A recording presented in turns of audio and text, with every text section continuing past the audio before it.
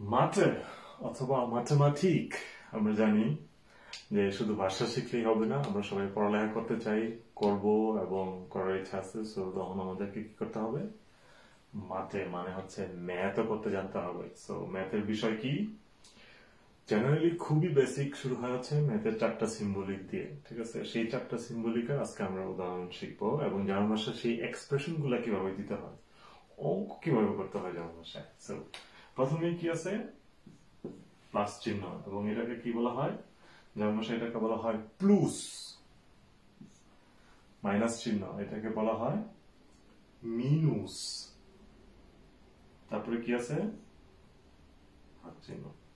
তারপরে এটাকে বলা হয় গেটাইট ডুস অথবা টাইলেন, ঠিক আছে? অথবা ডুস, এটা একটা আলাদা শব্দ আছে। তারপরে আছে হচ্ছে গুণন, এটা হচ্ছে মাল, ঠিক আছে? মাল। ওকে, এখন যদি আমি লিখি কি হবে, ঠিক আছে? আমি যদি 2 প্লাস 3 লিখি তাহলে কি হলো? একটা ইকুয়েশন হয়ে গেল। 2 প্লাস 3 সমান সমান মানে হচ্ছে ইস্ট গ্লাইশ। সমান সমানকে বলা হয় ইস্ট গ্লাইশ 5। এখন যদি আবার উল্টা করি যে 3 minus 2, তখন কি হবে? 3 minus 2 হচ্ছে 1 ist gleich 1। এখন যদি আবার আসি যে 6 durch 2 মানে 6/3, তখন হয়ে যাবে ist gleich 3। এখন আবার যদি আসি গুণে যে 5 mal 3 ist gleich 15। সো কি দাঁড়াবে তাহলে? কি কি শিখলাম?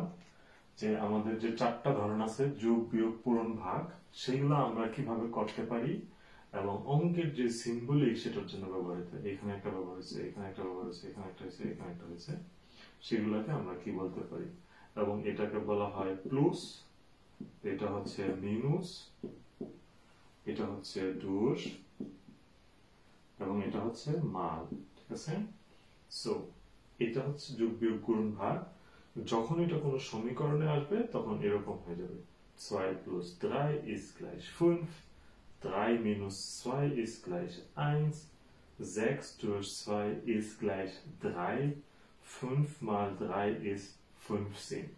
সো এইভাবে হচ্ছে আমরা সুন্দর করে যোগ বিয়োগ পূরণ ভাগটা শিখে নিতে পারবো। সো মূল উদ্দেশ্য ছিল যে অঙ্কের অথবা ম্যাথ সিম্বলিক গুলো আপনাদের সাথে শেয়ার করা, সেটার উচ্চারণ শেখা এবং কিভাবে এটা আমরা বাস্তবে প্রয়োগ করতে পারবো।